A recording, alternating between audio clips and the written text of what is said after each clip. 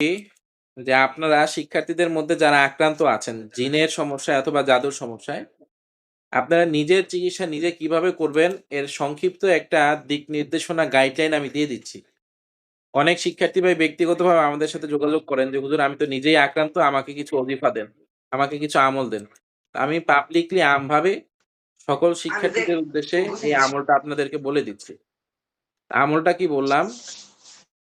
আমলটা হলো আপনি প্রতিদিন নির্ধারিত একটা জায়গায় নির্ধারিত সময়ে আগে ৩ বার আয়াতুল কুরসি বিশেষ নিয়মে পড়ে শরীলটা বন্ধ করবেন। শরীর বন্ধ করার পরে আপনি ১১ বার যেই কোন দরুদ শরীফ পড়বেন। দুরুদে ইব্রাহিম হলে ভালো হয়। ১১ বার যেই কোন দরুদ শরীফ পড়বেন, দুরুদে ইব্রাহিম হলে ভালো হয়। এরপরে ১১ বার ইস্তেগফার পড়বেন। ১১ বার দুরুদ শরীফ, ১১ বার ইস্তেগফার। এই ১১ বার দুরুদ শরীফ এবং ১১ বার ইস্তেগফার পড়ার পরে আপনারা সূরা ইনশিকাক পড়বেন একবার।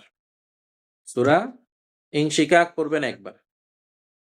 সূরা ইনশিকাক তেলাওয়াতের পরপরই সূরা ইয়াসিন তেলাওয়াত শুরু করবেন। বিশেষ পন্থায় সূরা ইয়াসিন পড়বেন। সূরা ইয়াসিনের ৯ চিল্লার ১ম চিল্লা যেই নিয়মে, সেই নিয়মে পড়বেন। অর্থাৎ ইয়াসিন ওয়াল কুরআনিল হাকিম এখান থেকে শুরু করে ১ম মুবিন পর্যন্ত পড়বেন। পড়া শেষ হয়ে গেলে আবার শুরুতে ইয়াসিন ওয়াল কুরআনিল হাকিম পর্যন্ত পড়ে ২য় মুবিন পর্যন্ত যাবেন। ২য় মুবিন পড়া শেষ হয়ে গেলে আর আগাবেন না। আবার ইয়াসিন ওয়াল কুরআনিল হাকিম থেকে পড়তে ৩য় মুবিনে যাবেন।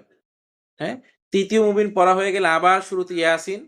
এভাবে ৪র্থ মুবিন, ৭ম মুবিন পর্যন্ত পড়বেন।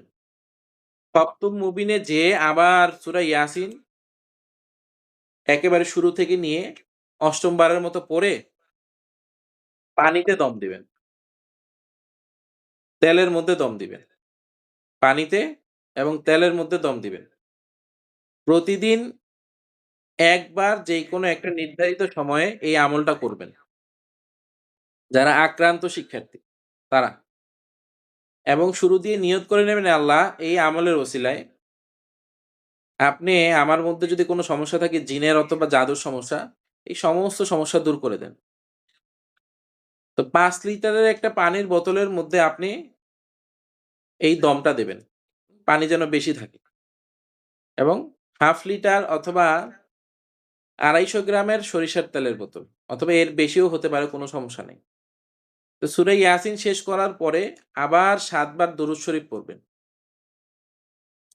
সূরা ইয়াসিন শেষ করার পরে আবার ৭ বার কি করবেন? দরুদ শরীফ পড়বেন। এভাবে সূরা ইয়াসিন ৮ বার শেষ হলে ওখানে দম দিয়ে দিবেন। ০.৫ ঘন্টার আমল। ৩০ মিনিট বা ৪৫ মিনিট সময় লাগে সাধারণ শিক্ষার্থী যারা আছে তাদের। তো এইটা আপনি যদি রাতে এশার পরে করেন, সকালে যেকোনো একটা সময়ে বসে টানা ২১ দিন। এই আমলটা টানা ২১ দিন করতে হবে। আর প্রতিদিন এই পানিটা, পড়া পানিটা আপনি খাবেন এবং গোসল করবেন এটা দিয়ে। পাশাপাশি প্রতিদিন সূরা বাকারা একবার সম্পূর্ণটা আপনার ঘরে বসে পড়বেন। যেই ঘরের মধ্যে সমস্যা আছে বা যেই ঘরের মধ্যে রোগী আছে সম্পূর্ণটা পড়ে ওই পড়া পানির মধ্যে দম দিয়ে দিবেন। সূরা ইয়াসিন সম্পূর্ণটা পড়ে ওই পড়া পানি এবং পড়া তেলের মধ্যে দম দিবেন। সূরা ইয়াসিনের আমল এবং সম্পূর্ণ সূরা বাকারার আমল প্রতিদিন চলবে। ফজরের নামাজের পর এবং মাগরিব নামাজের পর, ফজরের নামাজের পর এবং মাগরিব নামাজের পর লা ইলাহা ইল্লাল্লাহু ওয়াহদাহু লা শারীকা লাহু লাহুল মুলকু ওয়া লাহুল হামদু ওয়া হুয়া আলা কুল্লি শাইইন কাদির লা হাওলা ওয়া লা কুওয়াতা ইল্লা বিল্লাহিল আলিয়্যিল আযীম। এই তাসবিহ ২ টা ১০১ বার পড়বেন সকালে এবং সন্ধ্যায়। ইনশাআল্লাহ ২১ দিনের মধ্যে জাদুর সমস্যা শেষ হয়ে যাবে। জাদু ধ্বংস হয়ে যাবে। কারো যদি জিন্নাতের সমস্যা থাকে আল্লাহ পাকের দয়া ও মেহেরবানিতে জিন্নাতের নজর কেটে যাবে।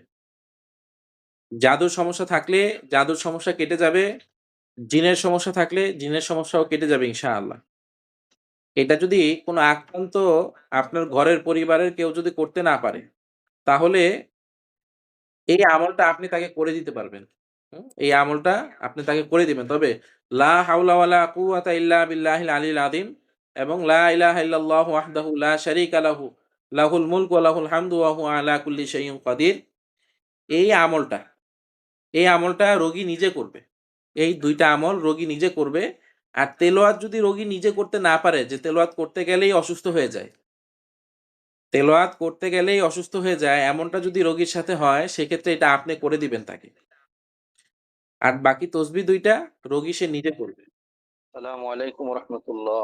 তো আব্দুর রহিম ভাই আপনাদেরকে কেমন যে আছেন? আমলটা বলেছি,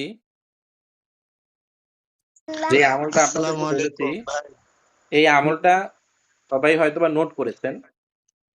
যে আমলটা আপনাদের বলেছি, হয়তোবা সবাই নোট করেছেন, আমিও রেকর্ড করেছি।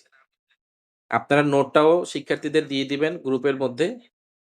আর আমিও রেকর্ডটা ওখানে দিয়ে দিব। হ্যাঁ? ক্লাস মূলত ১০টা থেকেই আমরা ইনশাআল্লাহ আজকে শুরু করব।